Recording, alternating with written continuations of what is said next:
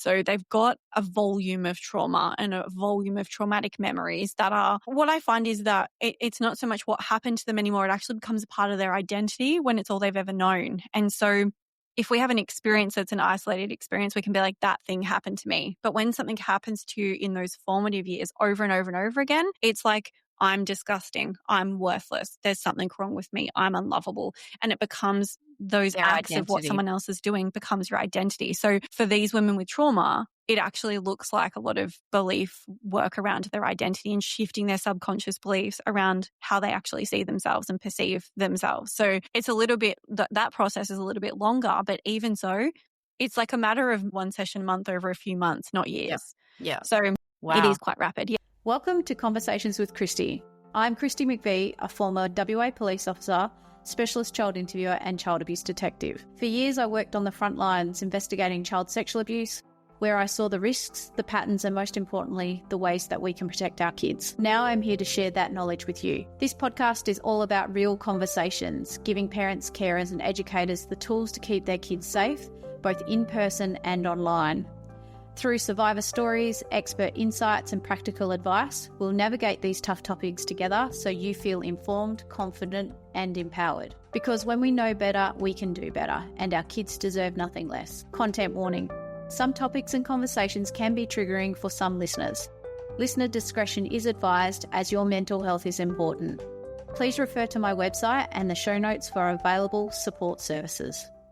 Hello and welcome back to Conversations with Kristi. I'm with the amazing Jessica Ella, who we connected because I was on Jess's podcast a few months ago. And when we were chatting off camera, I realized, wow, I have to get you on my own podcast. And it's been a few months now, but I'm so grateful for you making time and for being here today. Thank you. Thanks for having me. I'm very excited for our chat because, yeah, as you said, off camera, we were like, yeah. I was like, quick, we better press record. So, Jess, with regards to exactly what you're doing and because you're in a very interesting space in this world that we are in, right? I don't want to tell people what you do. I want you to explain it but you're in a very interesting space and you have a very different, you've had some lived experience that you'll go through and you'll explain, but you have a very different opinion and experience and that's what makes it so amazing when I have conversations like this with people, because each person obviously has different experiences and they deal with it in different ways. And you've done an amazing job in your own right with what you do and how you help people now. So explain to my listeners exactly who you are, where you're from, and what brought you into this world of, helping people through their trauma of child sexual abuse and abuse. Yes. Thank you. So, yeah, I'm Jessica Ella and I do a number of different things at the moment. But yeah, basically through my own lived experience of sexual trauma with my father and my grandfather, I got into the healing world or the therapy world. I didn't go down the traditional route of psychology. I kind of looked at that a little bit too late not too late, but I'd already done a lot of studies. And by the time I looked at that, it was like, I'm not going to be able to actually use any of these methods that I want to use if I actually get registered, because a lot of them are like a little bit unorthodox, we'll say, but they work. And I knew that they worked because I had hundreds of examples of women with sexual trauma who were healing time and time again by using these methods. So I was working one-on-one with women with sexual trauma, not just sexual trauma, like a lot of just childhood trauma in general, emotional abuse, physical abuse, a lot of eating disorders, drug addiction, all variety of things. And it started out as just a passion project. I'd sold my last company and I was doing $50 sessions because it was just lighting me up. And within the first year, I think I saw nearly 400 people. And because it just by referral, everyone was like, you've got to see this girl. You've got to see this woman. Like, again, it blew up very quickly. And yeah, so I started to use these methods that I still use and now teach to help women to actually heal from trauma. Because what I was finding was that people would come to me and they would say, like, I've been to so many different people and I kind of don't even really believe you when you say you can help me, because I've done so many different things and nothing's worked. And so I became next level obsessed with figuring out that like full solution to how do we not just live with trauma and just not be traumatized anymore? How do we actually fix it? And and move on with life fully so that it's in the past, so that it doesn't affect us, our body, our mind, anything. So I created my own method after I'd studied for almost 10 years, created my method, started using it. It took off, and then, it kind of snowballed from there. And now I've got a clinic. So I teach other women who are in the field how to work with it. And then I've got my top therapist in like a clinic where I now send my like followers from Instagram and people, and they go to that clinic. Yeah. So it's been, and then obviously my mum and sister and I wrote the book, Secret or Surprise. Yeah, So, an amazing book, and I highly recommend it. We can talk more about that as we go, but that's how I kind of came into your world, really, because I think your mum might have reached out to me or followed me, and she did. Yeah, she's so sweet, and then that's how I came into your world, and I started seeing what you were doing and stuff like that, and I'm really intrigued by what you do. Actually, I like hugely intrigued. Yeah. It's pretty cool. It's very unique in that it works. It's unique in that you don't have to keep doing this over and over and over again and speaking to someone for 20 years. Yeah, right. That's the most common feedback from women with sexual trauma, especially to the scale that I've experienced and that I work with. So I work a lot with women with complex trauma and complex PTSD. So some with one isolated incident, but a lot of them like constant reoccurring abuse, some of them torture, some of them rape at a young age, things like that. So and they've experienced it not just once, but over and over again. So they've got a volume of trauma and a volume of traumatic memories that are, what I find is that it's not so much what happened to them anymore. It actually becomes a part of their identity when it's all they've ever known. And so if we have an experience that's an isolated experience, we can be like, that thing happened to me. But when something happens to you in those formative years over and over and over again, it's like, I'm disgusting. I'm worthless. There's something wrong with me. I'm unlovable. And it becomes those Their acts identity. of what someone else is doing becomes your identity. So for these women with trauma, it actually looks like a lot of belief work around their identity and shifting their subconscious beliefs around how they actually see themselves and perceive themselves. So it's a little bit, that process is a little bit longer, but even so, it's like a matter of one session a month over a few months, not years. Yeah. So wow. It is quite rapid. Yeah. That's pretty amazing. And I guess from my perspective, the fact that you can do that first, like I saw so many kids who I would, try and after an interview, I would be like, you're so amazing. You're so brave. And, no matter what's happened to you, it doesn't make you who you are if they were old enough to talk about like that too. That was how I would talk to young tweens and teens. And then with little people, I'd be like, you're so amazing.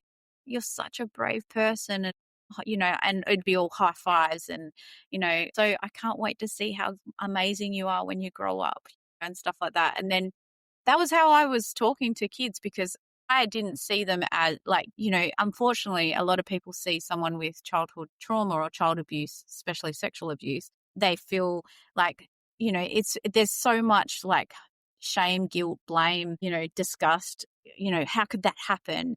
And then, like for a lot of like in like your situation, in a lot of children's situations where it's been a long-term thing, like it's someone in their family, it's a parent or it's a grandparent or an uncle or whoever. When it is like that, it does leave a massive impact on their belief systems, especially. So, and then the other family members kind of like, and I know that it's, like, oh, we don't talk about it. Like, let's not talk about it. Let's not address it. Let's not. And so there's always this like bubble around this trauma that no one wants to address, no one wants to talk about. And then as you age as a child and as an adult, you're like, well, this is a thing we don't talk about. This is a thing we don't deal with. Yep. And it adds to the shame. Like they just carry all of the shame in that bubble on their own because no one else is talking to them about it. And so that's why if this is going to sound really controversial, but sexual abuse itself, as in the act, is not the most traumatic part. The most traumatic part is carrying it and being really confused by it and not knowing what that is that's happening to you and why it's happening and why it feels so uncomfortable and actually carrying the secret and then getting older and learning that's actually what it is and it's really wrong, but not knowing that what they did was wrong. You just think that you're wrong. But if you don't have anyone to speak to like yourself, if they're not coming forward and they've not got someone saying, you're so brave and well done and I'm really proud of you and can't wait to see what you can do with your life, they're just carrying this narrative of like, I'm disgusting, something's wrong with me. Yeah. Yeah. Well, I guess that it would be really good for people to understand how you got to this place, because you've made comment in the very beginning that, you know, you were sexually abused by your father and your grandfather. And so I guess to give some highlight on what happened to you and then what led you down the path to this amazing practice that you have. Yeah. So I was sexually abused from as early as I can remember. The first memory is around 3. It could have been happening prior to that, but I just don't have any like conscious memories. And it was happening all throughout my childhood with my biological father. He was with my mum until I was about 7, and then they divorced. And then it kind of got a little bit worse from there when he would have me on his own. But yeah, would take any opportunity that he could. There was sexual acts that I would have to do, things that he would do to me. It was always very much positioned as like, this is our special time and I love you and this is what you do with somebody that you love. But on the flip side of that, I believe pretty strongly that he has some sort of split personality, because on the flip side of that, he would be quite angry and aggressive and he would threaten to kill me. He would come into my room. I remember one memory where I was 5 years old. And he came into my room drunk at night and he was holding a pillow over my face until I felt like I was going to die. And then he would take it off and he would put it back on and take it off. And he was saying to me, I'm going to bury you. I'm going to kill you and bury you in the backyard. And he told me exactly where he'd bury me if I ever told anybody. So there was like this really big divide from a young age of like, it's special and it's sacred and it's love. And that's what love is. And that's what you do with someone you love, but you can't tell anyone because you'll die. And so that was kind of carried on throughout childhood. And then his father, my grandfather, also raped me and took my virginity when I was 7. And when I was 13, I told my father that my Opa, I called him because he's Hungarian, I told him that my Opa had raped me when I was 7 because he had not been in our life for a little while. They had a very up and down relationship, on and off, cutting him out for years. And he sort of came back into our life. And I was like, oh, I don't want him back in our life. He did this when I was 7. And instead of protecting me, they got together. He went and told his father that I'd told him, and they decided that I needed to be punished. I needed to be shown that I needed to be quiet. And they got together and tortured me quite sadistically, like things that I wouldn't even probably want to say on here because I feel like it would trigger people. And it's just horrific, just not something that anyone should ever have to experience on top of everything else. But yeah, so then from that moment, it was very much like, if you tell anyone, like, they're going to torture you, you're going to die. Like, I thought that day that I was going to die. So I just really repressed it, pushed it down, and told myself that there was something wrong with me and I was disgusting. And I'd have all these flashbacks of these sexual things with my dad. And I'd just be like, oh, you're disgusting. If anyone knew that you were thinking about that and remembering those things, they would not love you, not want to be around you. So it was just like this huge secret that I was carrying. And then when I was around 19 or 20, the abuse had stopped for a while. I moved out of home quite young and I'd gone to my dad's house one night for dinner, and he'd convinced me to stay the night and watch a movie with him after dinner. My siblings had left, and I remember laying in the bed and hearing my door open, and I knew exactly why he was coming, and he raped me then when I was older. And that was actually harder because I really knew what was happening then, but I couldn't move because my body was so conditioned to this freeze response of, when he comes, you just play dead. And so that was a really big pivotal moment, and my life really kind of went down from there. I really struggled. I'd already been struggling in my teens with mental health. I was suicidal. I was thinking about death every single day. I hated myself. Like, I looked in the mirror and I hated myself. I thought I was the most disgusting person in the world. I picked myself apart. I picked bad boyfriends and ended up in abusive relationships time and time again. And it wasn't until I met my now ex-husband that I started working on myself, actually for the wrong reason, but it's meant to happen. I started working on myself because he told me that I was too needy because I wanted to spend time with him. Classic. Thanks, mate. Thanks, mate. Thanks, mate. My mum was quite a spiritual person, and she was always, teaching us little spiritual concepts and things like that. And so I went to her and was like, how do I work on myself? Like, how do I work on myself? I would have been like 20, 21. And she gave me this book, and this book started to bring up some things. And then she booked me a healing session because it brought up some uncomfortable feelings. And from this healing session, I remember like this lady, she like had crystals in her everywhere in her house, like every crystal you could ever fucking imagine. And she had purple hair, and she was very kooky, and I was a very judgmental young woman. And I was 20-year-old. like, yep. And I was like, okay, like, what's this witch looking lady going to do? And she did this session, and we worked on a couple of little things, and I left thinking that was a load of shit. There's no way that all that stuff just worked. And 2 days later I was like, what did she do to my brain? And I was like, and I'm a very logical person. Like, I was very like, always thought my mum was just banging on about all of this stuff and didn't really, it was just a bit woo woo. And so I started researching like obsessively. So I became obsessed with trauma. I became obsessed with what did she do to my brain that day? Like, I know that it's called energy healing, but like, what is energy? What's quantum physics? How does it move? How does it work? What's a belief? Where's that stored in your brain? Where's a memory stored? Like, I became obsessed. I did multiple different certifications and courses, and I was watching every documentary, and it just became my absolute obsession. Yeah. And through this process, I didn't really know why I was so obsessed, but obviously I was just trying to heal myself. I was trying to get all the tools. And when I did finally sort of, we'll call it like unlock what actually it takes to heal on all levels, I started to work on and uncover and get more and more of these traumatic memories coming, because a lot of them were repressed, and I'd have snippets of these flashbacks, but I wouldn't really know what was happening. And then my brain started to unlock them, and I fortunately had all these tools. I'd cracked the code. I knew how to heal. So I started one memory at a time, one belief at a time, one negative thought at a time, one emotion, one trigger at a time, working through all of these hundreds of traumas. And so it's been a journey.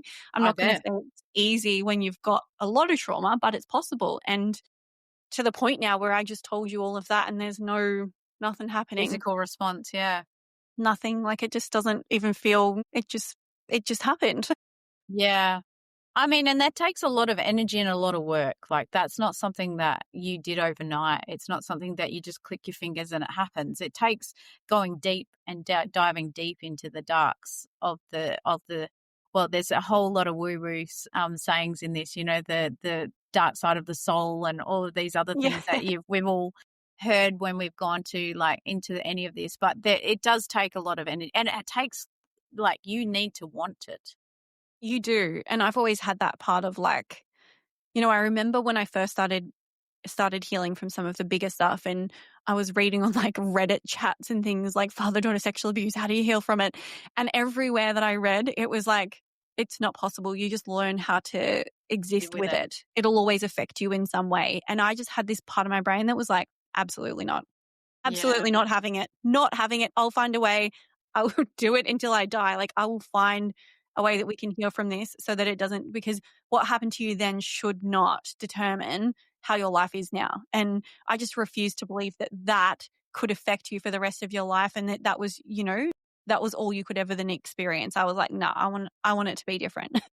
Yeah. And I guess from my perspective, I've seen victims of child sexual abuse in late adulthood, and like they've lived 40 years with these secrets and these feelings, and like, especially, men who in their middle age have like, not been able to have a full relationship with their children because of their sexual abuse, because they've struggled to like reconcile, or they've been scared about the fact that they might abuse their children because they've been told that their abuser was a victim of child sexual abuse. And, so like the fact is that it really does affect your whole life if you don't do what you need to do to get clear on it, right? And you said it yourself, the actual sexual acts aren't always the most traumatic part of it. It's everything around that. Yeah.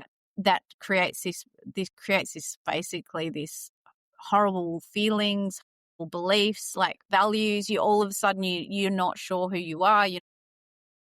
It's dictated to you by your abuser. So, that's what a lot of, and I've heard that time and time again. You're not the first person to say that. That's good. Yeah, no, you're not.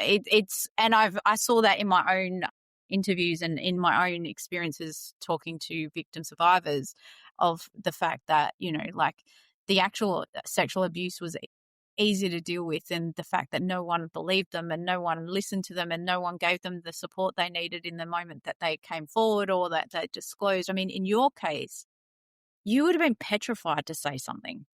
Yeah. You would have been terrified. Now, I've got a few questions if you don't mind me asking them. Fire away. So you talk about the fact that obviously you share that, you were tortured by your grandfather and your father when you told your father. Was your father still abusing you at that age? Not that I can recall. I don't think, like, I hadn't really had any memories sort of from like 12.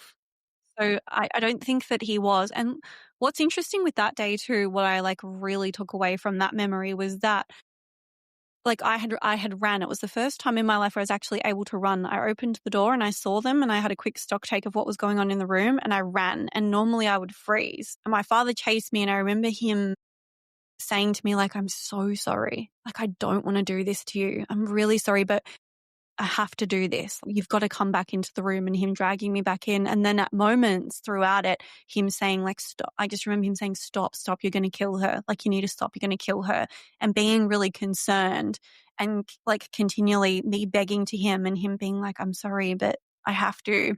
Wow. And it just gave me this perspective and understanding of, even as an adult, as like a fully grown, quite dangerous, scary man, to be honest. Like, he's involved in things that he should not be involved in. A very feared man in my local area. And he was so afraid of his own dad, who was an old man now. So like that trauma really left an imprint of fear on him that was probably at that point just a perception. Like, he could have probably taken his dad on if he wanted to, but he was still that little boy inside, afraid of his dad, who had obviously abused him. So Yes. it gave me this understanding of like how we can still be that little boy or that little girl inside and feel completely powerless to somebody when we're not technically anymore. And that's what I've been able to take back.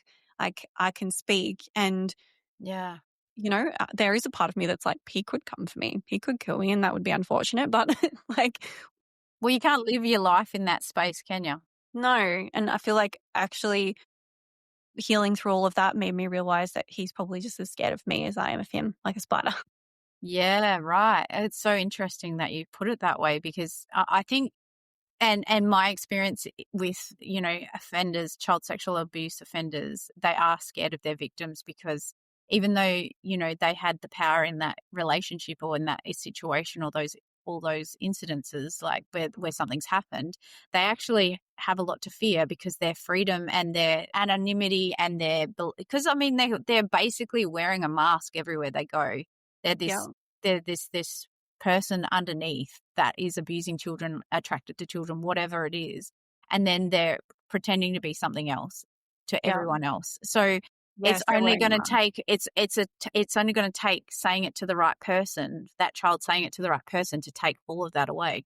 Yeah, and that's such a good narrative flip too. Like, what I was just thinking when you said that was like, we feel powerless because they made us feel powerless, but we actually are the ones who hold the power because we have the secret that they want no one to know about. We have the power to speak up and to expose them for what they are. And that's what they're the most afraid of, actually having to even face that in themselves. So we think we're powerless, but we actually are the ones who hold the power. Yeah. And that's the trick that's the cards they hold, right? They pretend. And it's interesting because, I mean, I like a lot of child sexual abusers are narcissistic in nature, and they use narcissism as a way to control, right? So, like the power is with, like you said, they're holding so many cards and juggling so many balls and trying to lie to so many people. And it just takes one person pulling that domino and the whole lot falls over. The only way they continue to hold that power is when people feel like they can't speak up and people don't know that they can speak up. I mean, I would have been, if I was in your situation, I wouldn't have been saying anything. No way, because you were Especially terrified. not in the world. Far out, man. Like, and my other question that I had was, I know that your mum didn't know for a long time what was going on. When she did find out, or when it did come to light, what was that like for you? Told her, I was 30 when I told her. So she said to me, she actually responded quite well. She said, "I find this so difficult to believe and wrap my head around, but I believe you. I 100% believe you, but this is like shocking and really difficult to to understand. She's like, I knew he was bad. Like, she left him for many reasons. We talked about like profiling, like he was addicted to porn. He was cheating all of the time. He was narcissistic, emotionally abusive, very physically abusive, domestic violence. Like, he was this He was wearing all of the things. perfect He little was into profile. everything. Yeah. And she was like, I knew he was this is a really Human. important message. I knew he was a really bad person, but I thought he was a good dad because on the outside, he made it look like he was dad of the year, super dad, and that I was a shit mother.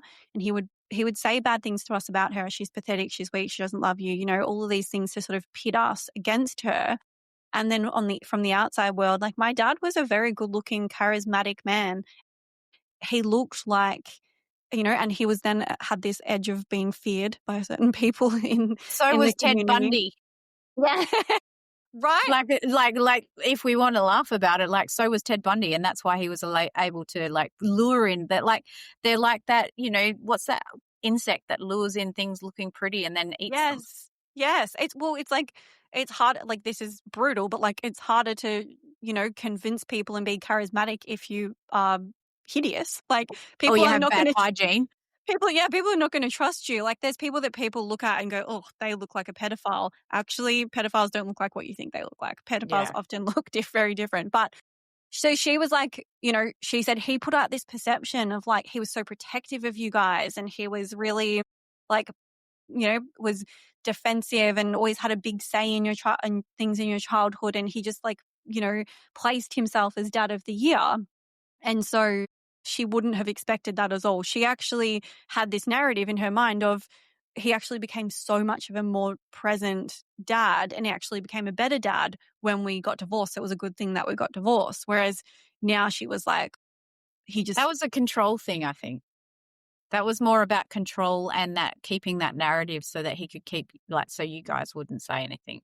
Absolutely. And he just is that way. Like, you said narcissistic people, like that these people often are narcissistic, and narcissistic people really care about what other people think about them. So they have to uphold a certain perception, but they also view people as objects, not as human beings. And so it's easier for them to abuse because they own you. You're their child, so they own you. It's not like, I love you because you're my child. It's like, you're my property, and so I'll do what I want with you. So it's like, yeah, there was that behind. I see that a lot in parents who abuse their children, whether it be physical, mental, neglect, all of those things. It's about that you're not an individual. You're my child. You're my property. And when I talk about safe parents, safe adults, or even like sometimes I see it in grandparents, like grandparents to grandchildren, or grandparents to their own children, or like parents to their own adult children. Like, how dare you even talk back at me or tell me I was like, didn't treat you right? And like, so it's very complex, but it's also very simple in that when you see these behaviors, they're a big red flag, right? Yeah. And I think as well, like, there's how they treated in the home, and then there's how they treated outside in public. And I often notice that people that I know, not just my father, but other people who are predators, who are sexually abusive to children, they are more concerned about the way that their children look to other people out in public than how their child's actually feeling. So they'll be like, don't do that. You're making me look like this. You're making me look like this. And that's like, obviously not everyone who does that is a predator, but they're very focused on. But they're abusive no matter what, because if they're more concerned about what people see and perceive them as than their actual child's emotions and feelings, and they're putting it onto their child, there's some form of abuse and neglect going on. 100%. So I think, and it's interesting you bring that up, because one of the things that I teach in my presentations, especially to like professionals who work with children and they're dealing with like the parents, I'm like, when any parent disregards their child's feelings or disregards their child's well-being, doesn't want them to see a psychologist or get support or, all of those things, then that is a massive red flag that there's some form of abuse going on in the background or neglect going on, because they don't want their child to be able to have a voice. Absolutely. My mum sent me to a psychologist when I was 9 because she was like, because I was having rage issues, anger outbursts. No wonder. And my dad found out after a couple of sessions and like forbid me from going, cancelled it. She doesn't need that. She's not going to that. Took me out of it because he didn't want me to get that help. He didn't want me to potentially disclose to somebody. So people that are, 100% people, I have personal experience with that. That is a big red flag. Yeah, massive red flag. And also with that same thought, if it's because they try and it doesn't necessarily always mean child sexual abuse, but I see it a lot with family court, right? So if there's been some sort of emotional, psychological neglect, abuse in the family home with the mother or with the children, and it's going through family court and they block family court, they block any kind of support for the child. Like any person who's going through a divorce or a relationship needs help, needs support, needs someone to talk to, not necessarily their parents, because their parents aren't always going to be the right people, right? And they don't always react properly. So, but I see it all the time in family court that the one parent that is possibly the abuser is actually the one that's blocking any kind of support, and the family court go along with it. Yeah. And I'm like, how the fuck are we meant to, when did we stop caring about what kids need? But anyway, that's a whole nother podcast episode. Don't even get me started on the court system. Don't even get me started. That's like, let's not go there. That will make my blood boil. That's why we wrote the book, because I was like, what can we do to actually help that isn't me burning establishments to the ground? Don't worry, I don't say this very often, and because we do need them, but sometimes I'll be quoted as saying, I don't trust the police. And I was a police officer for 10 years. And that's not because there's not great people trying to do their jobs and all of that stuff, but it's because the systems aren't made to support people. They're not made to help people. And for some people, going through the reporting their abuse and going through the court systems is what they need or think they need. And that is totally fine, but it's not always going to give you the outcome you want or the resolution or that feeling of I have actually got justice, because there's no justice in the justice system. It's a system.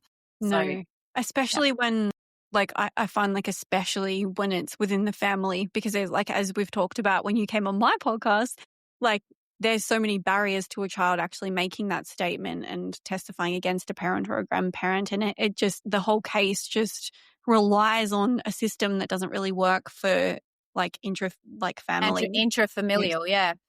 I actually was on I did some training earlier in the week, and it was for lawyers, right? So it was family court lawyers, and it was with the Martine Powell, who is the leading expert in Australia on child interviewing. So she's the leading expert. She's who I learned off of, her program, her thing. And she was saying that, and then they had an American guy on who was talking about why children recant, so take back their disclosure. And two factors stand in the way of a child. First of all, because recantation, when a child says, "Oh no, it didn't happen like that," or "I don't know what you're talking about," after they've disclosed. Recantation, most of the time we assume that the child has lied about the initial offence or initial disclosure. And so what he said is two factors go into why kids recant and why kids take back their disclosure. And the first one is that they don't, so intrafilial, it was filial relationships. So if it's someone in the family that they love, like a family, like a parent or a grandparent or someone close, a brother or sister, whoever, the filial relationship is the first factor. That if it's a family member, it's a higher risk of revoking that disclosure. The second one was their relationship with their mother, their most supportive person. So if the mother isn't supportive of the child when they give the disclosure and doesn't support the child, there's more likelihood of being revoked and taken back.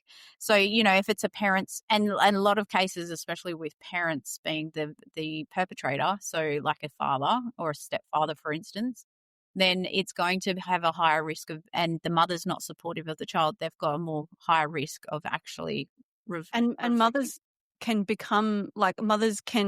find it difficult and not even realize that they're doing it, but not be supportive in those situations, because the chance of that mother being in a relationship with that father or stepfather that is also abusive, where they feel trapped and they actually can't leave and their survival depends on this person, It's like big factor.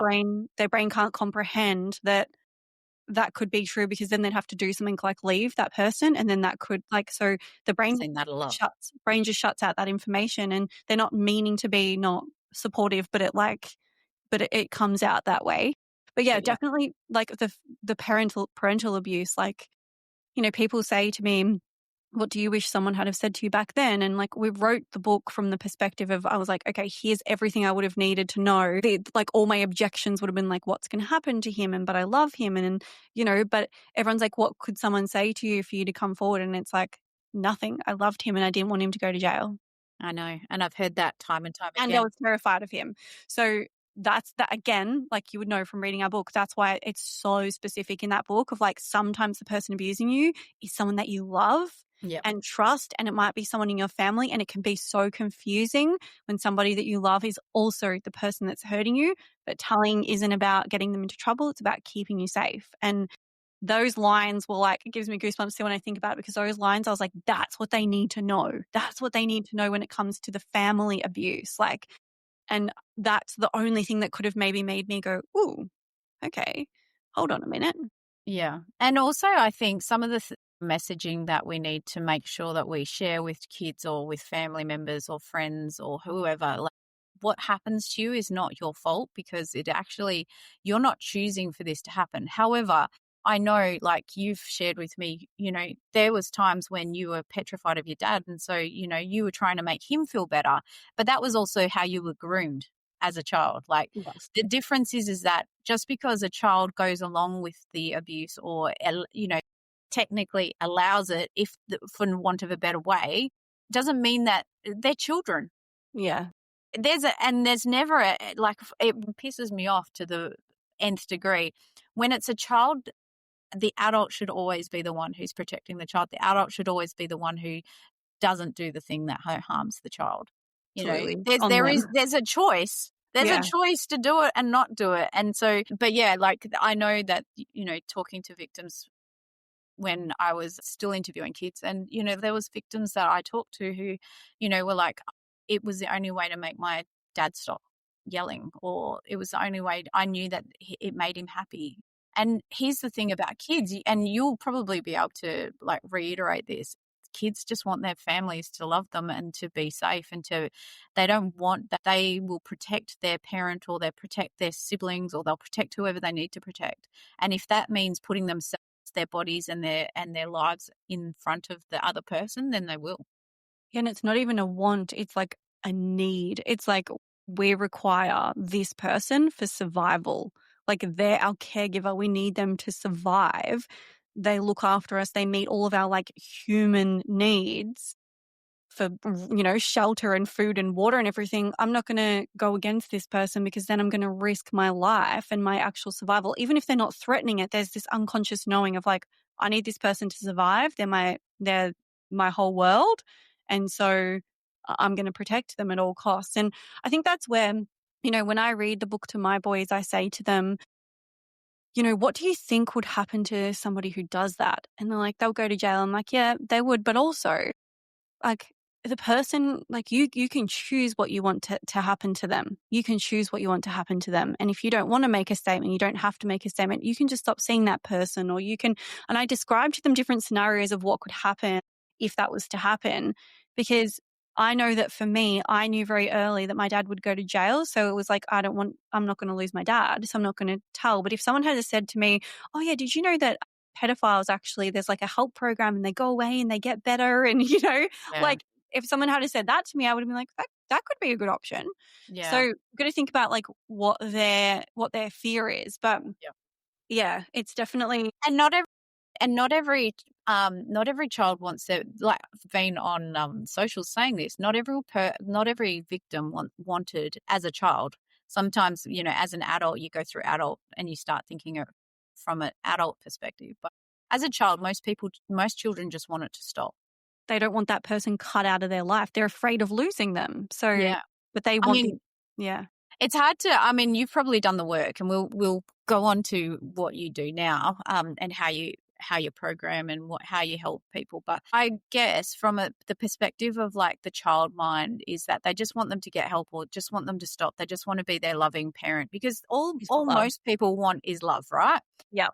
But when you start forming those adult feelings and beliefs, and then you realize how badly this person's hurt you and how they shouldn't have done it, and they had a choice not to do it, but they chose that, and all of the things that probably go through, and then the anger starts because you're angry at them for ruining your life, or you're angry at them for taking away your innocence, or you're angry at the people around you who didn't protect you. So it doesn't start that way a lot of the time, because an innocent child just loves their parent. I mean, I didn't grow up with child sexual abuse, but I had neglect and emotional and psychological abuse.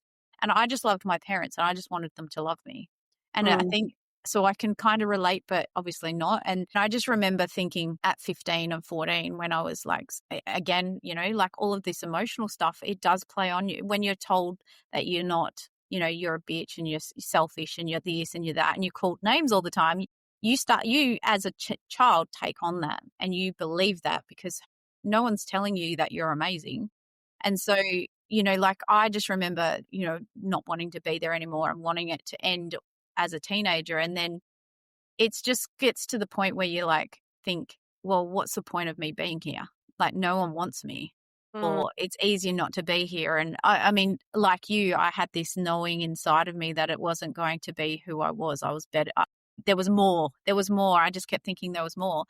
But it's, as a child, we don't have until someone says, or someone I guess changes that narrative for us. And you don't have it. Yeah. You don't have it. You just know what you've been told. There's that saying, I don't know who said it, but it's like when you are abusive towards your children and unkind towards your children, they don't stop loving you, they stop loving themselves. Yeah. So it's like, it's that typical example. And the less that they love themselves, the more they tolerate from you and the more they continue to blame themselves and hate themselves. And then it just gets worse and worse. Like you think that everybody, everybody hates you and that everything that everybody does is everything's your fault. You can't really detach from that. So yeah, it definitely, it's quite detrimental, like parental abuse specifically, because, I think like if it's an uncle or even like with my grandfather, like I didn't have to see him that often and I didn't rely on him for survival. Whereas I find that a lot of the people that I work with that it is the most complex to sort of untangle is when it was a parent who they couldn't escape and who they relied on for survival. It's like betrayal trauma. It's the most ultimate betrayal. And then you think parents are meant to love their kids, right? They're not meant to hurt them. And, I don't know, I make this joke and it isn't a joke, but I make it when I talk to people. I'm like, when you're holding your baby after they're first born and you're looking at this tiny little newborn and you're thinking, oh my gosh, they're so precious and I'm going to protect you forever.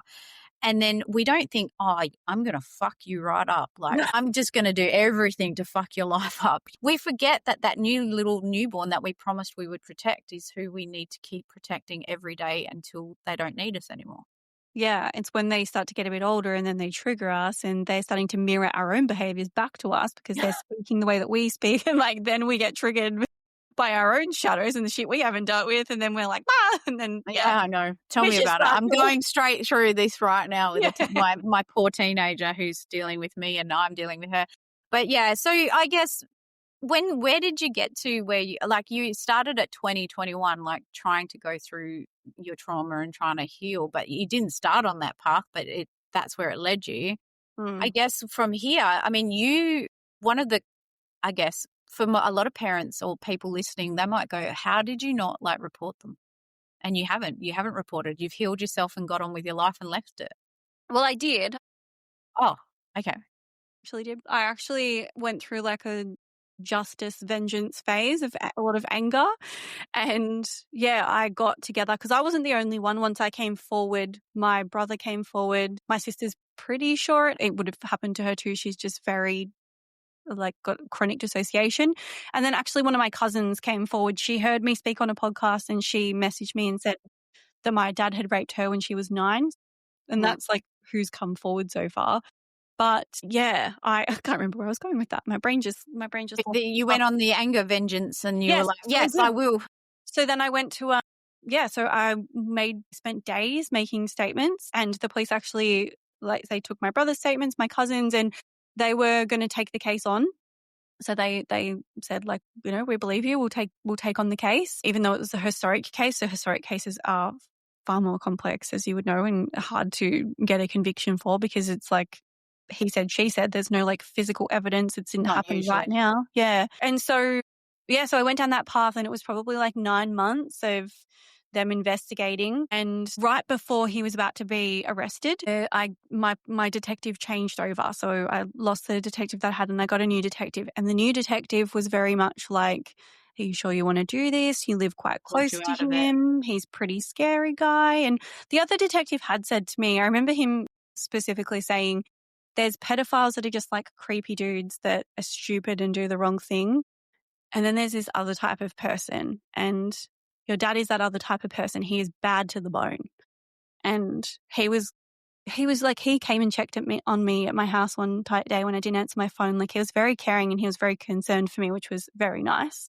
Yeah. So he was a really good one. But yeah, this other guy kind of took over, and he really scared me. He was like, I noticed that you speak publicly about it. Like, you would have to take everything down. You wouldn't be able to keep public speaking. It might affect your business. But also, you're living on your own. You're living on your own at the moment. And, are you willing to take that risk? He might have been coming from a fear, or like from a concern of your well-being because of who your father is. Absolutely. But also, where was the empowerment in any of that? Yeah, Like, where was much. this is your decision and you get to choose how this goes. Like, these are the risks, let's consider them, but this is your choice ultimately. Yeah, well, I mean, he finished with that, but it was a lot of like fear-mongering. He talked you out of it. Honestly, he talked you out of it. I also had gotten to the point though where I'd left my ex-husband, and I was feeling really good. Like, I was feeling really powerful and really free. And I think right before it happened, I just met my now fiance Gav, and I was like, do I actually want to go through years of court and fearing him and fearing if he's going to come for me? And do I actually want to do this process? What does justice mean to me? What is justice? And then I was like, you know what? I've healed. I help other people around the world. I'm one of the very few people that speaks publicly about father-daughter sexual abuse. And so I'm having conversations with women all around the world, and I'm getting to help them and guide them. I don't actually feel like I have that much anger towards him now. I feel quite neutral. Why am I still doing this? Why don't I just spend the next 6 years? Why don't I spend the next 6 years, or however long a case would take, embracing life and living my best life, not in spite of him, but kind of like, you have no effect on me. I don't even need to take you to court. I'm going to tell the whole world what you did, but I'm going to do it from a place of, I want everybody to know that what their fathers did to them, or what any person did to them, doesn't define them and doesn't have to define them, and that they can take that power back by speaking up, or not publicly necessarily, but telling somebody. Yeah. And by actually, you don't have to go on podcasts to get your power back. I wouldn't recommend it. I mean, I know. It is good. Like, it is good sometimes, but it is like, it's a big thing as well, because there is an element always of, it's still a part of your life. Like, I could have just gone on my merry way and, helped heal women without low self-confidence, or, like, I could have just gone in a different direction and had nothing to do with it. But I felt this pull of like, I kind of want to go back for all those women that just have no idea that it's actually possible to heal, not just from father-daughter abuse, but sexual abuse in general, because it's everywhere. And so many women are carrying it. Yeah. And the messaging is like, oh, it's really shameful. It's a lot. It's really hard to heal. Like, you'll always have these issues. And it's like, you actually don't have to. You actually don't. That's what I wanted to, like, because I know that kids are so resilient, right? And I know that if it's dealt with early and because there's a lot of parents out there that are so fearful of it happening to their children, especially if they are victims, survivors themselves. Like, if it's happened to them, or it's happened to a family member, or it's been in their field at some stage, and they're like that fear, oh my gosh, it's going to happen to my kids. And then we're kind of parenting from fear, right? And I mean, I could have done that, and I did do that at some stages in my own parenting journey with my own child, whereas I was like, oh my gosh, you're not allowed to go here, you're not allowed to do this, you're not allowed. But when I had the tools and I had the the clarity to go, yes, it happens a lot, but there's so many things that we can put in place so it doesn't happen. There's so many things that we can teach our kids that so it doesn't happen. I think it's about, stepping back and going the big picture, because when you're a victim survivor, you probably, and you talk to a lot of people, I talk to a lot of people, it seems like it's happening everywhere and it's happening to everyone. And when I was a detective, I was like, everyone's a fucking pedophile. Like, that's how it felt, right? They're not. When I left, I was like, actually, there's a lot of good people out in the world. Stop thinking everyone's a There's pedophile. some of those too. There's a lot, but there's also a lot more that aren't. And so I think from my perspective, and one thing I wanted to talk about was like parenting from like, so that we don't parent from that fearful space of like, it's going to happen to my kids. Because even if it does, we can't promise that it won't happen to our children. There's no promises. You can never know. No, No. you can never know 100%. And that's what I think I said to you before we started recording is like, I think what I want people to know as well is that it feels like the worst thing that could ever happen to you if you haven't healed your own trauma, because it's the biggest thing that's happened and it's scary and you're still carrying all that pain. But once you heal it and you know that it can be healed, that fear response gets turned down a little bit, because it's like, okay, it might happen to my kids. I'm going to do everything I can to try and prevent it. But if it does, I know that it can be fixed. Because the thing that really makes us so afraid is that we think it's a life sentence. We think if that happens to my child, they're never going to recover. They're going to become suicidal. It's going to ruin their whole life. And so if we heal it in ourselves and we find evidence that it's possible to heal it, it's like we're giving ourselves a little bit of like control back over something that feels completely out of control, because really, no matter how careful you are, it can happen. And it can might not happen. be a parent, or it might not be a grandparent or a family member. It could be another child in the playground. It could be another child that they're dating when they're a tween or teen. It could be like the statistics show that, it's 1 in 3 girls, 1 in 5 boys, up to 50% of peer-to-peer or child-on-child abuse. But we can also do a lot to help mitigate, reduce harm. And then if it happens, there's a lot we can do just within ourselves and in our families to make sure that it's not a lasting effect and it doesn't affect the rest of their life. And I think that starts with understanding what trauma actually is, like not just sexual trauma, but what a trauma actually is at a base level, so that you can actually understand, it's actually, there's a method to healing a trauma. A trauma is an open memory. So it's like, if you think about like memories where you're like, oh yeah, I went to, I don't know why this came to my mind, but like Luna Park when I was 7 and we went on this ride, like you think about it and you know that that happened in the past because you're like referencing it. And that's a closed off explicit memory that's stored in a certain part of your brain.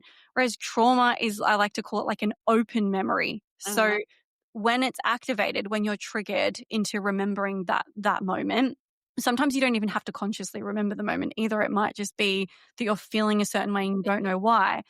But it's open. And so what it means is that it's like an open wound. And every time you think about it, those emotions and those feelings and those responses come back up, because it's not closed off, and your brain doesn't actually know that that happened then and that this is now. And so the way that no, it doesn't know the difference, because the, timekeeper part of your brain in your prefrontal cortex actually goes offline when you're triggered. So when it goes offline, which means that your timekeeper of like, this is now and that's then and that's there, it just gets blurred and it feels like then is now. So when people say like, oh, the past is the past, it's actually fucking not at all, because when you're triggered, the past is in the present because your brain doesn't know any different. So we have to figure out what to close off the memories. And the recipe, if you will, to closing a memory is to safely feel the emotions that you didn't get to feel in the moment, to move your body and like regulate your nervous system whilst you're doing this, but to move your body in the way that it didn't get to move and that it wanted to move,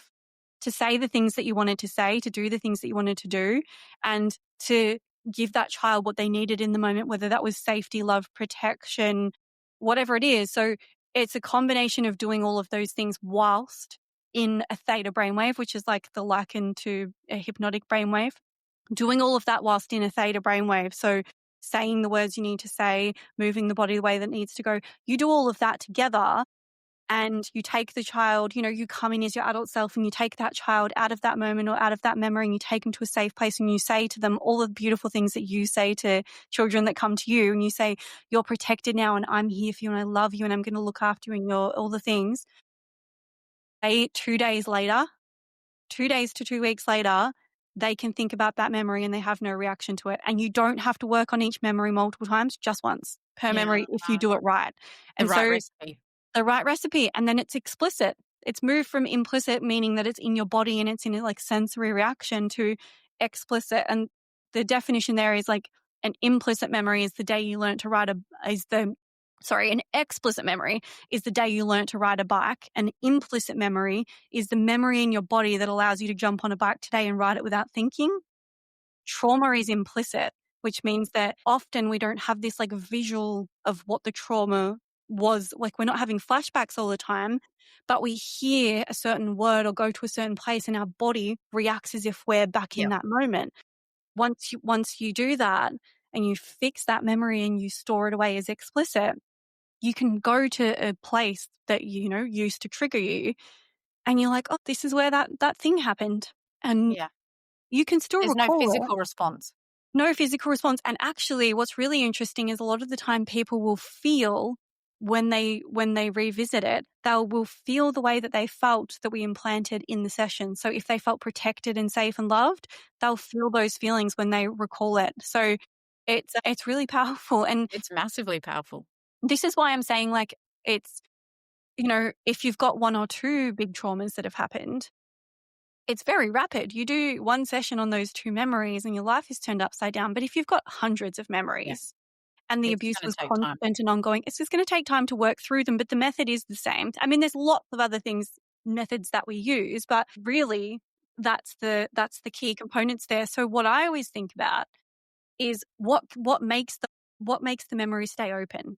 Like, why do some stay open and why do some not? They stay open because the level of emotion was more than what the child could comprehend. They couldn't discharge, they couldn't regulate, so the emotion was sort of trapped, if you will, and they couldn't understand what was happening. Confusion is the number one thing that creates trauma. It's like, why is this happening? And they don't understand.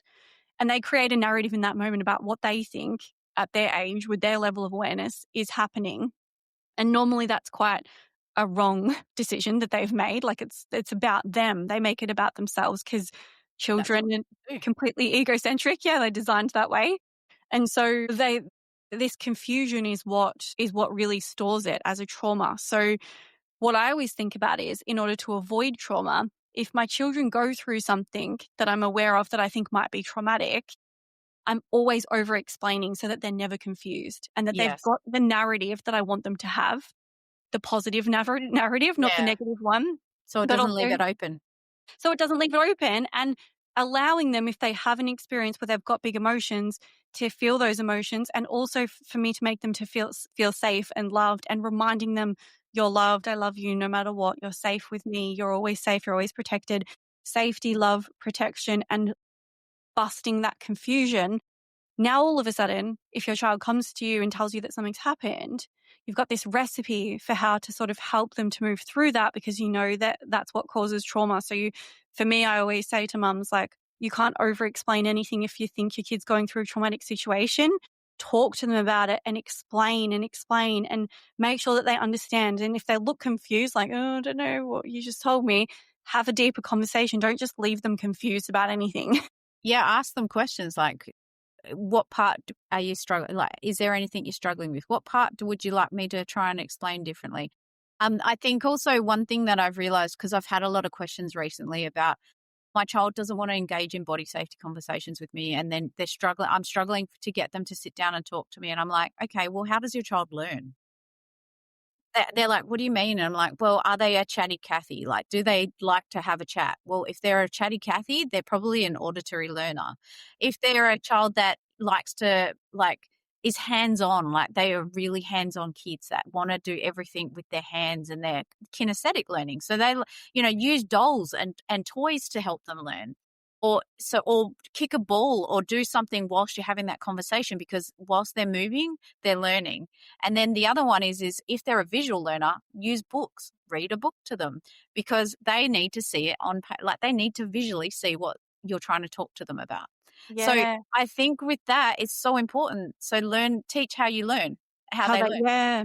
And also, I would argue that a lot of those parents are uncomfortable having the conversation because Yeah, it's probably children- coming off pretty awkwardly. the projection, and they're probably awkward with the conversation, and children can feel what we're feeling. So if we're like coming into the room with like a racing heart and we feel shame and we feel like a bit icky around the subject, and we're like, oh, I want to talk to you about this thing, and they're going to be like, oh, get away from me. Like, I don't want to know. Yeah, you're freaking out. Why? It's something to freak out about. You're freaking out. Yeah, well, I mean, like I definitely didn't have those issues because I was talking to kids all the time, but you know, if I ever felt really weirded out or awkward about a conversation, I always prefaced it. I always said something beforehand like, hey, I've never had this conversation before, or this is really awkward for me. No one taught me this. And just like letting you know that I might be a bit fumbly, but we'll get there in the end. Like if you need to, you know, correct me on anything, or if I thought I'd stuffed it up, I'd be like, hey, I think I fucked up, like, or I think I stuffed up. Like I should have talked to you about this before this. And I mean, I use the F word now with my daughter because that's like her age appropriate.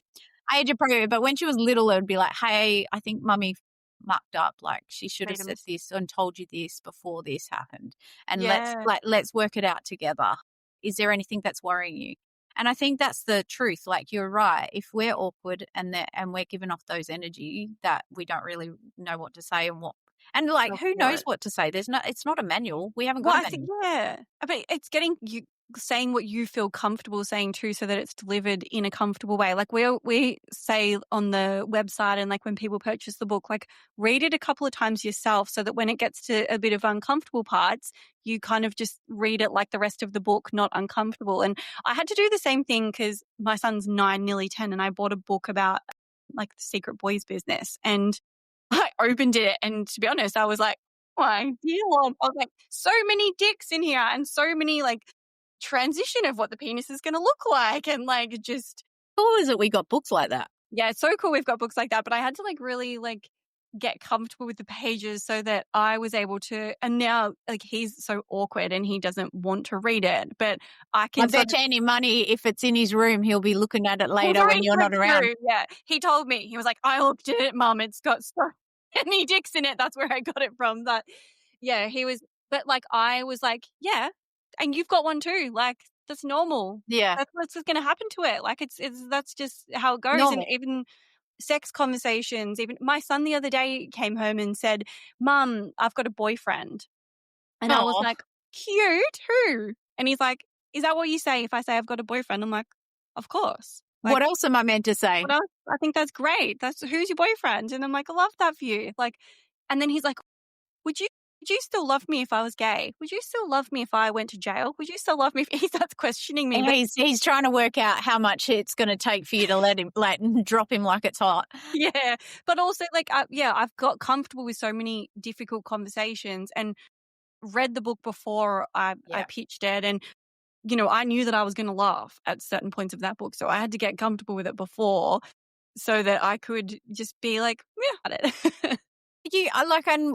I remember getting my daughter the girls' stuff by Kaz Cook, and it's like from 8 to 11-year-olds or maybe 12-year-olds. I can't remember now. But I got her the book, and again, like there's like pictures of like cartoon pictures of vulvas and vaginas and like all of the, you know, this is what's going to happen to your body and this is what's gone through puberty. And it's so cool, such a cool book. And again, like we looked at it together and I was like, oh, I didn't know this about, like, even now I'm still learning stuff about the female anatomy and body that I didn't know because no one talked about it when I was a kid. But how empowering is it to have those conversations? And even if it's uncomfortable, to go, oh, wow, I didn't know that. Like, yeah, I'm learning something here. How cool is this? Like, and making it a bit more fun for both of us. Yeah. And it does take that, like, you being comfortable with it first to approach it that way. Or you can just be goofy and go, wow, didn't know that about True. You can just fake it till you make it. Like I used to Yep. say to parents, just fake it till you make it. Just all you can do in the moment, if something is weirding you out or making you feel awkward, if you're really not sure you can control your face, say, hey, I'm just going to go to the toilet for 5 minutes and go get your shit together and come back and say, right, let's get back into it. Because if you need a break to just like get yourself set, then so be it. Like, hey, this is really important what we're talking about. I just need to quickly go to the toilet because I really need to listen to what we're talking about. And I want to give you my 100% attention. And that way you can go go scream into your pillow or whatever you got to do to like get past the weirdness and then come back with a new mindset of like, this is really important. Then my child really needs me in this moment. Yeah. Love that. But I think in everything we've talked about, what I got most from what you're saying is that, first of all, we can heal from complex trauma. And it's really important that we do our best to heal so that we can be the best parents we can be, that we don't parent from a place of fear, and that we can reparent ourselves in those moments, because that's how we're going to like get power back from those abusers and win in these situations. Would you say that's about a good recap of what you've been? Absolutely. Yeah, absolutely. And I think the thing is, like, mums especially, and I speak mostly to women because my work is with women, but I think mums especially, like, the more healing that you can do on yourself, the more you're going to be able to one, notice when it's happening Yeah, and 1000%. not be blind to it, but also to then, on the flip side of that, remove the fear. Because once you have healed through it yourself, you're not going to be as afraid. Like, we're always afraid of it happening to our children, but you're not going to be as afraid because you're going to be like, all right, if it does happen to my child and they come forward, I'm going to be like, all right, we're going to send you to this lovely lady who's going to help you to process those traumatic memories. And, you've got a solution there. I think we're afraid of things when we think that there's no solution. There's no help. And we also, I think most parents are petrified that they've just their child's life's ruined and that there's no hope for them. And some things that I say to parents, especially when it's really young and it's like a one-off event, it might have happened in the kindergarten, or it might have happened in their daycare, or it might have happened, it's a one-off event. They're protective. They've stopped any contact with the offender or the person who's harmed them. I'm like, you don't realize because you've done all of that, you've actually really helped your child already, and that your child will probably, especially under 3, like you said, like a lot of memories aren't, they don't remember. Yeah. But if it's over 3 and they do remember, all we can do is, look, it was, you never, no one should have ever done that to you, and it's not your fault, and you're so brave. You were so brave back then. You told me and we were able to make sure that you were safe. So and like just remind them that they're safe and they're protected. Yeah, and I think the hardest part is coming forward. So you need to go. Sorry, my in-laws have just turned up. Typical. Oh. They're going through the garage. Anyway, go on. Yeah, the hardest part for a child is actually to come forward. And so for those people that are afraid of it ruining their child's life that it's already happened to, it's like, if you know about it, that's a fucking really good start, because there's so many children that are carrying it that haven't told their parents. So you're already doing a good job if they've confided in you. They're already a step ahead of every other child that is holding the secret. So it's a good place to be if they've told you, because they felt safe enough to tell you, and they felt safe enough to release that, I guess. And so that's actually a good place to be. And when your child tells you, and it's because they want you to make them feel safe again. To protect them. And that's your only job, is to make them feel safe again. It doesn't matter about going through the court system or the justice system or getting justice for your child. Because that might not feel safe to the child. That might feel like more trauma.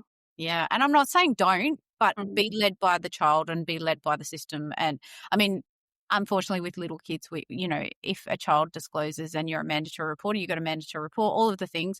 But what I'm saying is that don't think that if you've already done a lot by just supporting your child, and you're already doing a really good job by listening, believing them, and letting them understand and reminding them that they're safe, because that's all they're looking for in that moment. Yes, and you might want justice, but that might not be what they want or what it looks like for them right now. So it's like, what does your child need? Not what do you want to do? Like, because I get people messaging me all the time like, I'd fucking kill, your dad if I ever saw him, and I'd murder someone if they ever did this to my kid, and just really, a big big feels, which is fair. But it's also like, would that be the best thing for your child? Would that be exactly what they needed? Probably not. Exactly. And I mean, we're in a bit of a rock and a hard place when it comes to child sexual abuse because there is mandatory reporting. In Queensland, for instance, if you're an adult who knows a child's been sexually abused, you actually are legislated to report that to police. But police might not take it anywhere, as Well, so, you yeah, know. And so you like legally need to report it, but they're not going to do anything about it. maybe not. Like it's a really, really weird space. But, you know, we can try our hardest. The main thing is that our kids are protected from the person harming them. Yep, that's the main goal. Get them out of there. Get them out of there and help them heal. So then that it's not going to have long-term devastating And don't effects. avoid it. Don't avoid the subject because you're uncomfortable about the fact that it happened. Like, ask them how they're feeling about it and ask them if they need anything. And like, don't keep it quiet. I think the only thing I would say to that is from a police perspective, and what I do know from interviewing is that it can be, if you bring the subject up all the time and you're bringing the subject up as in like, you know, it can be re-traumatizing if a child has to keep talking to their safe adult who's might not be coping with it so well and might be, you know, wanting every little bit of information. I always not the details. No, they don't. I always used to say to parents, if the child brings it up, and, you know, let them have their let them talk about it because that's the point of supporting them. But don't go and say, well, tell me again how this happened and tell me again what they did and tell me unfortunately, when parents are triggered by what's happened to their own child, they can do. So it's really important that we come from a place of where our whole purpose is to support our child through that. And, you know, it can be really hard to do if you're also a victim survivor and you've also been through it yourself because it can be quite triggering. But I mean, everyone's trying their hardest in this space, I hope, and like trying to do their best. Yeah, I think in those situations more from the place of like, you can always talk to me about anything. Always let me know how you're feeling. If you ever feel like you're carrying something heavy or there's something you want to say, you can always tell me. You don't have to carry these things alone. More those things. So not like reminding them about the abuse repetitively, but reminding them constantly that you're here for them. You will protect them. If they've got any thoughts, if they're ever confused about anything, they can always ask you and you'll help them understand things. So as they grow, because they might be like, oh, it's fine when they're 4, but when they're 7, they might start having flashbacks. And if you don't having this conversation of like, you can tell me anything, you can ask me anything, then they're probably not going to like tell you that they're having those flashbacks. True, exactly. And that's, I mean, from my body safety perspective and from everything that I know is that children just need to know that they can talk to us about anything and it's never going to affect how you love them or what, you know, they need to know, because if we don't remind them, they take on that responsibility all onto their little shoulders and they think that they have to hold it to protect you, because a lot of kids will try and protect their parents. From their parents' reactions, yeah. Yeah, so it's really important that we remind them that we love them and nothing they ever say, do, or anything otherwise will make you stop loving them and that they can always come to you. Yeah, 100%. Oh, well, this has been an awesome chat, Jess. I feel like we could do 50 of these podcasts. We could just keep talking. And, well, let's share with my listeners exactly where they can find you, because I think you've got a few different resources that would be amazing for anyone. So share all of your things so that they know where to find you. Yeah, so for mums or women that are listening, or even men who have experienced sexual trauma, I have the online trauma clinic, which I talked about before. So if you go on my website, www.jessicaella.com.au, there's a section there for one-on-one work. And there's a clinic there with 6 women that I trust with my life, who I've passed the baton over to, who work with people with complex trauma, sexual trauma, all of the PTSD, everything. And they are so well trained to do everything that I spoke about with processing those traumatic memories. So for people who've been triggered who might need to do some of that work themselves, there's that. And then on the other side, there's the book. And that's for parents, grandparents, for anyone who wants to, you know, educate their children. And the book is www.secretorsurprise.com.au. And the name of the book is Secret or Surprise. And that's been a really important one. Like, that was a really powerful one to write. That is I don't know, you've read it, so you'll be able to help with that. But I think we've aged it from like 4+. It's got Australian animals. It's very bright and colourful. It's stunning. It's a stunning book, and I have got it on my list of books you must have if you're a protective parent. And also, I've been recommending it to childcare and early childhood education centres and stuff because I think it's a really important book to have in your library. Yeah, yep. We've been trying to get it into schools and things as well. I think it's there's not really any other books out there that kind of cover it from that perspective, and I think it's done really well. You guys did a good job. It helps that I had the lived experience of what would I need to hear. My mum was a primary background, and my sister was an artist, so it was like the perfect little blend. Yeah. So yeah, we're really passionate about that, and we haven't really done much with it because we've all got our own business things, but it's there and it is going to be a focus in the coming months. So yeah, I definitely recommend that to every parent that's in looking into tools and things that they can have, especially to have the uncomfortable conversations in a gentle way, because that's where we were sort of trying to aim. Yeah, and I recommend for parents who are talking about body safety especially is to have those books as a backup, like as in, you don't just have to have one-on-one conversations or a conversation in the car or in the bathroom or wherever. Reading a book now and again, it's something like Secret or Surprise, is just, it's giving the lesson in a different way that is, not having a conversation, especially when you get those moments where your child's like, I don't want to talk about this. So reading a really beautiful book that's got beautiful Australiana themes and pictures, your sister did an amazing job. And then it's also, it's able to reiterate the lessons that you're having every day. Absolutely. Yeah. It can't be the only tool. It's one in the toolbox. Yeah, one in the toolbox. They're like, we've got to have all the tools. But yeah, no, great. So find you, and on your socials, you're amazing on your socials as well. We'll share everything in the show notes so that people can find you, because honestly, I think I'm so glad that you've trained some people up to help with your practice, because it's we need more and more tools. Way more. Whatever works. And I'm so glad that now I can refer people to what you're providing as well.